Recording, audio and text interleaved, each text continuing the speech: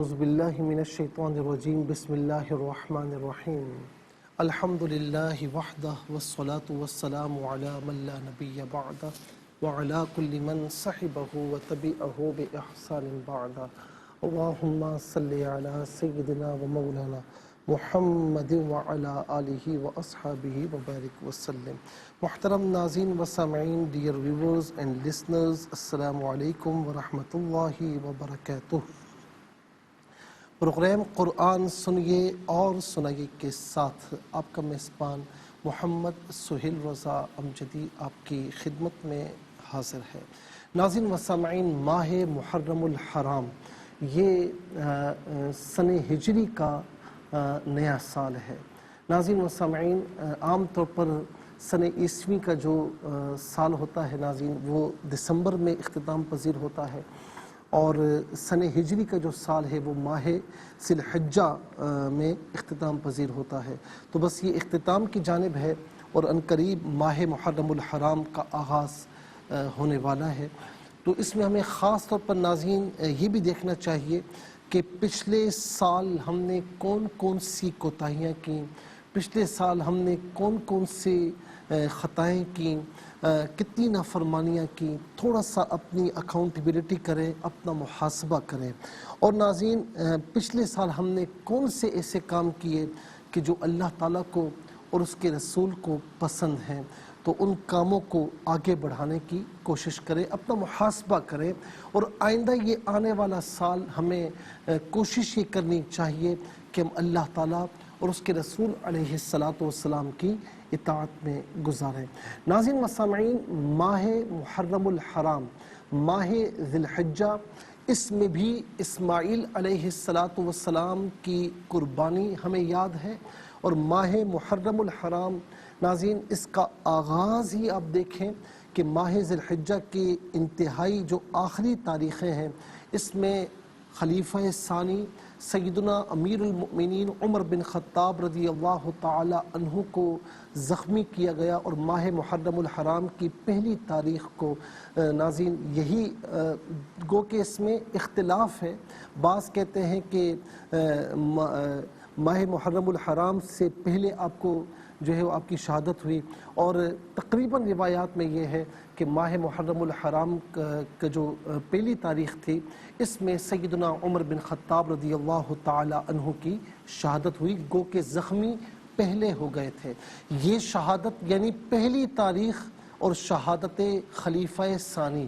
پھر ناظرین، ماہ محرم الحرام خاص طور پر رسول اللہ صلی اللہ علیہ وسلم کے پاک گھرانے، آپ کے پیارے نواسے، آپ کی خوشبو اور جنتی نوجوانوں کے سردار مولا امام حسین رضی اللہ تعالی عنہ اور ان کے رفقائے کار کی شہادت کے حوالے سے بھی ہے.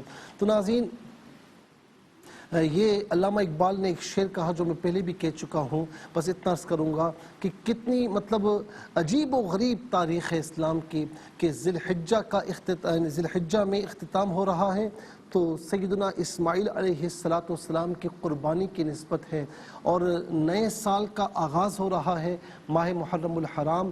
تو پھر ناظرین سیدنا امام حسین رضی اللہ تعالی عنہ کی قربانی کی نسبت ہے کہ آپ نے دین کی آبیاری فرمائی، گرتے ہوئے جھنڈے کو بلند فرمایا. اس محرم الحرام کی خاص ناظرین نسبت یہ بھی ہے کہ قرآن کریم میں پارہ 10واں سورہ توبہ آیت نمبر 36 فرمایا کہ ان عدت الشہور عند اللہ 12 شہرا فی کتاب اللہ یوم خلق السماوات والارض منها 4 حرم، کہ بے شک مہینوں کی گنتی اللہ کے نزدیک 12 مہینے ہیں اللہ کی کتاب میں. جب سے اس نے آسمان اور زمین بنائے تو ان میں سے 4 مہینے حرمت والے ہیں.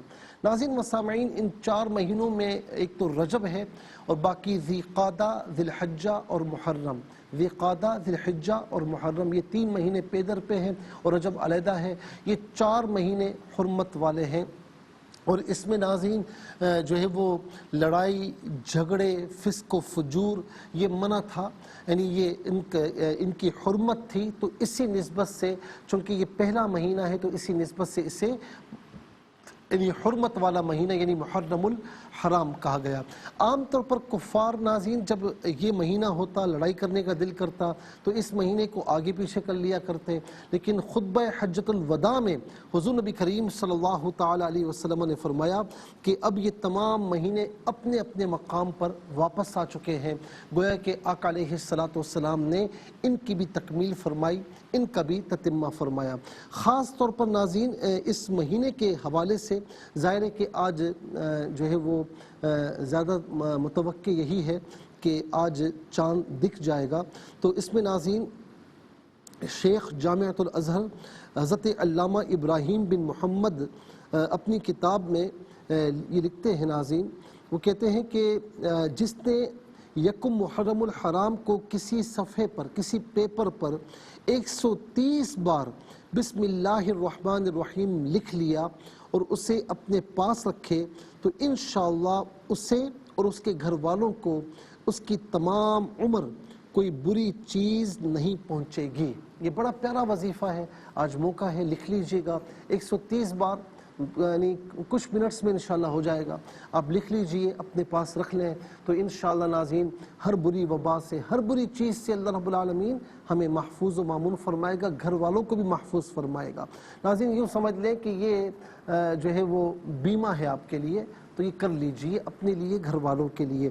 اور فرمائے کہ جس نے صرف الرحمن 50 مرتبہ لکھ لیا اور اپنے پاس رکھے تو کسی ظالم حاکم کے پاس بھی جائے گا تو انشاءاللہ اس کے شر سے محفوظ رہے گا۔ الرحمن 50 مرتبہ ایک پیپر پر لکھ کر اپنے پاس رکھ لے تو انشاءاللہ ظالم ہو چاہے کوئی بھی ہو، ظالم حکمران کیوں نہ ہو، اس کے شر سے اللہ رب العالمین اسے محفوظ و مامون فرمائے گا۔ تو اسے بھی ناظرین لکھ کر اپنے پاس رکھ لیجئے گا۔